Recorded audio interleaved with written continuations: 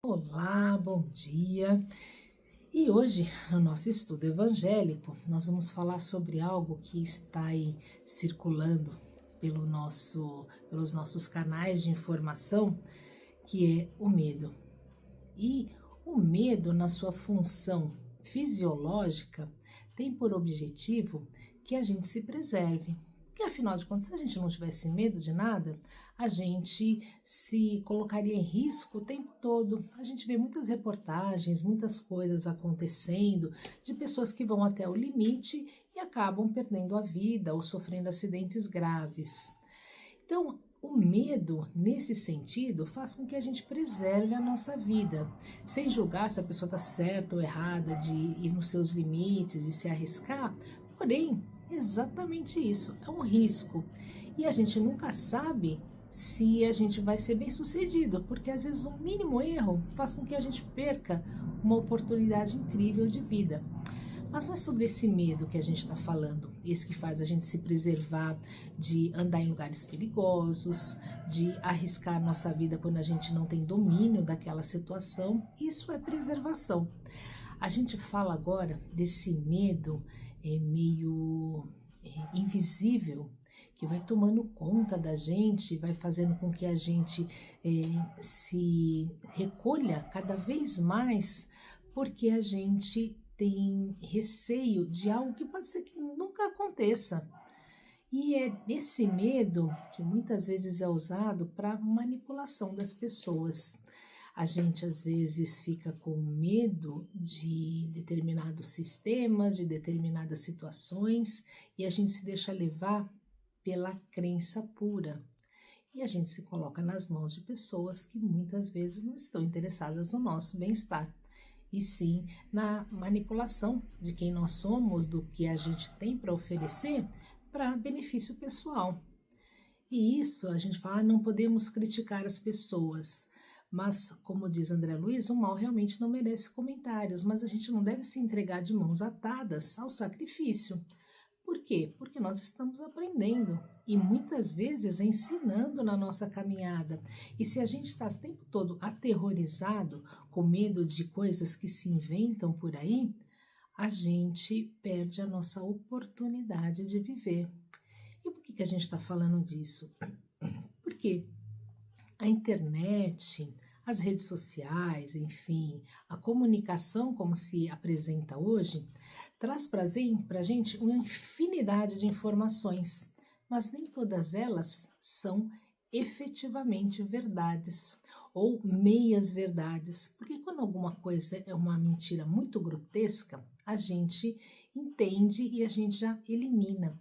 Mas às vezes a mentira, a manipulação vem por meias verdades. Então, pega-se aí textos de pessoas que são confiáveis, que têm fé pública, que a gente confia porque nós conhecemos a história, e coloca-se na boca dessas pessoas coisas que elas efetivamente não disseram.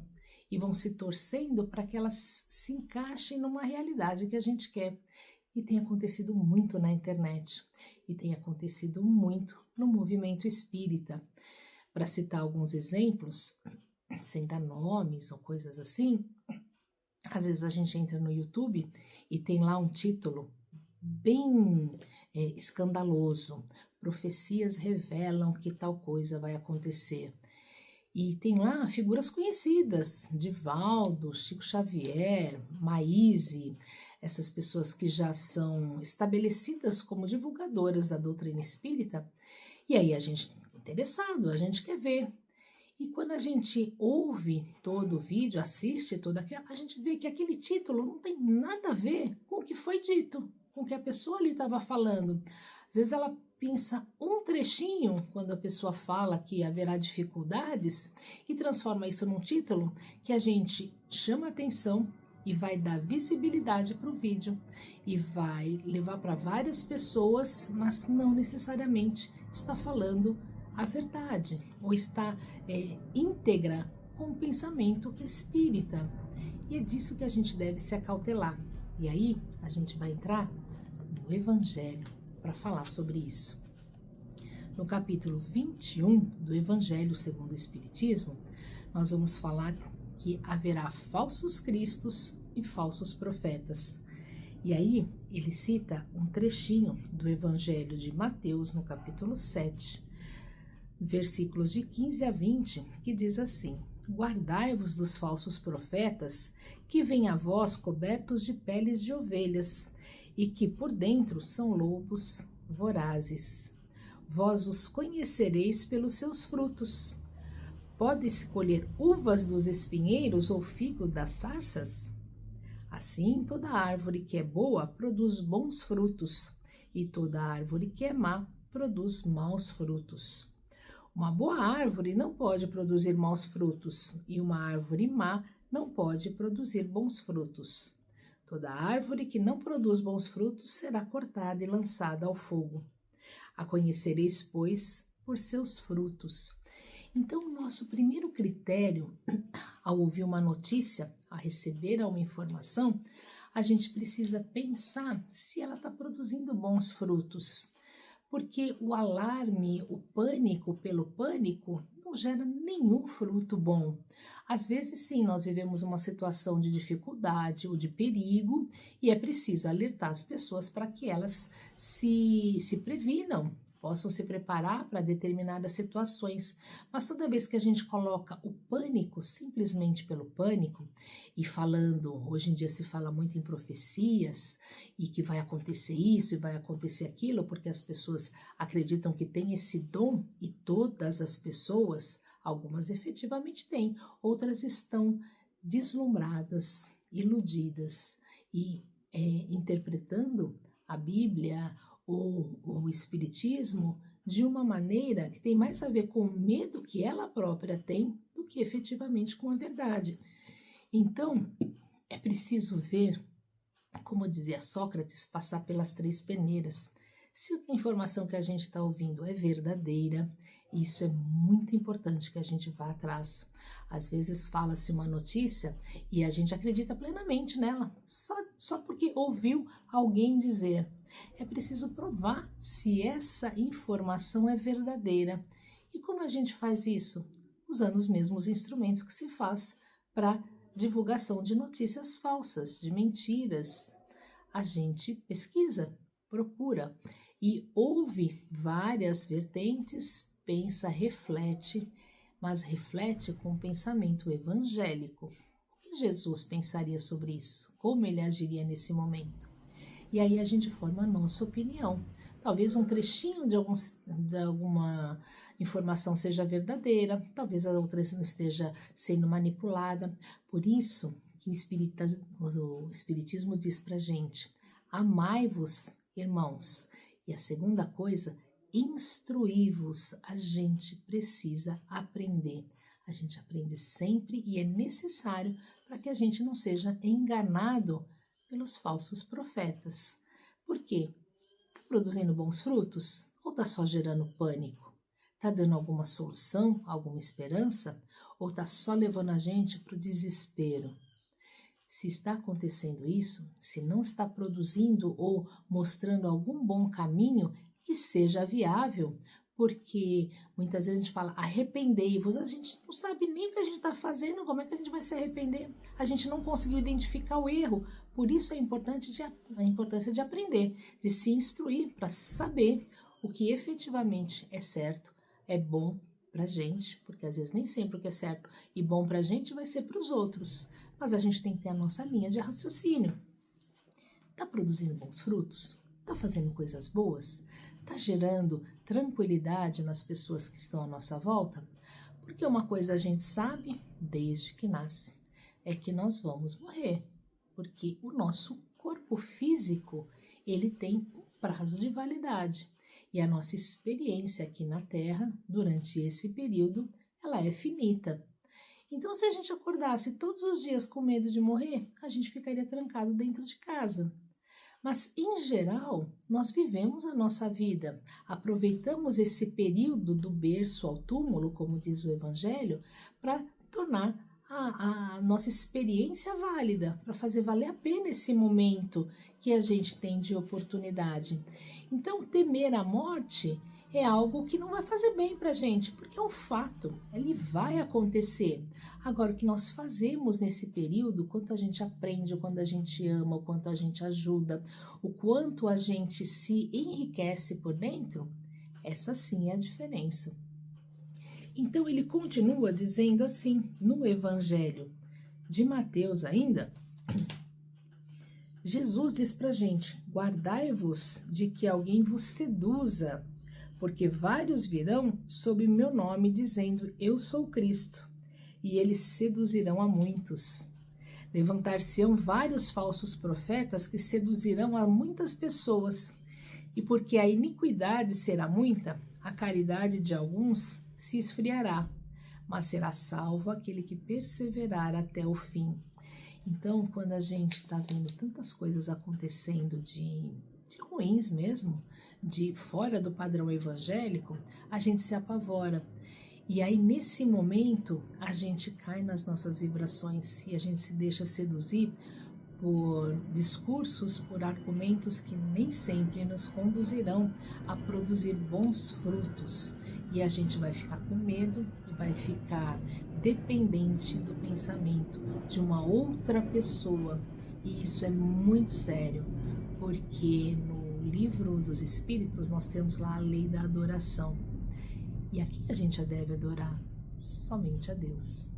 Toda a adoração que a gente faz voltada para um ser humano é idolatria.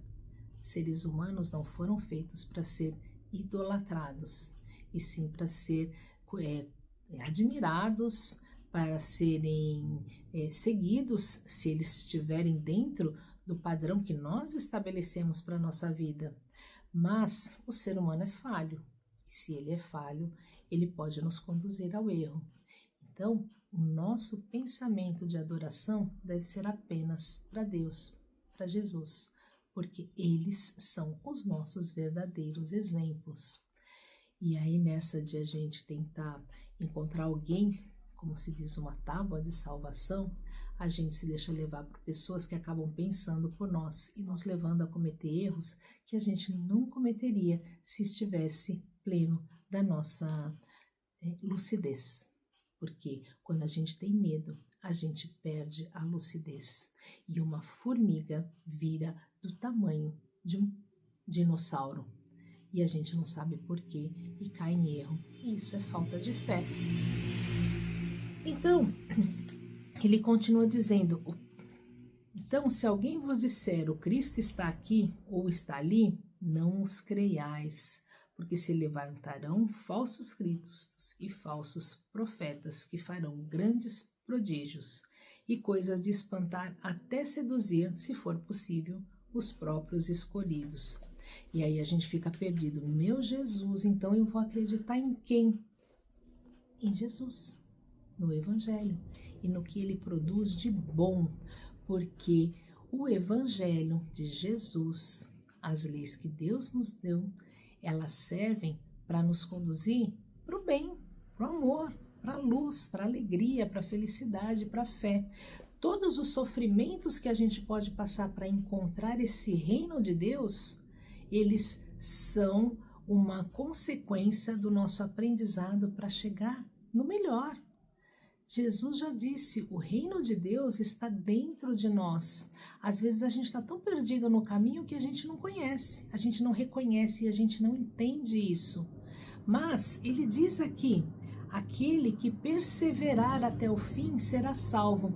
E o fim aqui não está ligado ao extermínio, o fim do mundo que a gente teme tanto, está ligado à finalidade. Quem perseverar até o último instante verá o reino de Deus, porque o bem é a nossa meta, o bem é o fim.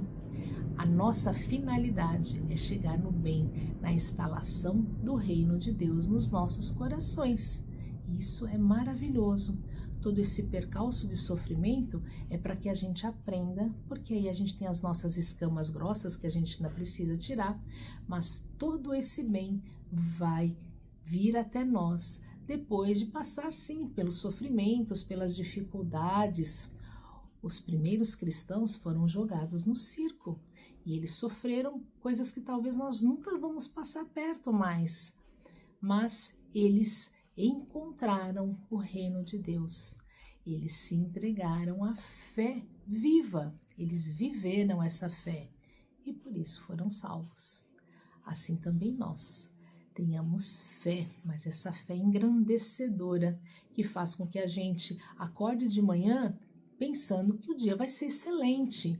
E vão acontecer coisas no caminho? Sim, vão. Muitas vezes para testar a nossa obediência, muitas vezes para testar a nossa fé, muitas vezes para tirar um pouco dessas nossas escamas grossas que fazem com que nós sejamos egoístas e vaidosos e orgulhosos. E é para o nosso aprendizado, não é para a nossa punição. Deus jamais pune, Ele educa. E aí vão acontecer dificuldades, mas no final do dia nós estaremos nos nossos lares pensando no dia de amanhã e ele novamente se renova. E vai ser bom, a gente faz o mundo melhor de acordo com o que a gente pode agir com ele. Então, vamos lá, manter a nossa fé, a nossa esperança e testar se o que a gente está ouvindo aí gera coisas boas para quem as ouve ou coisas más. Esse é o primeiro critério para a gente saber se eles são de Deus, se são de Jesus ou não. Bom dia.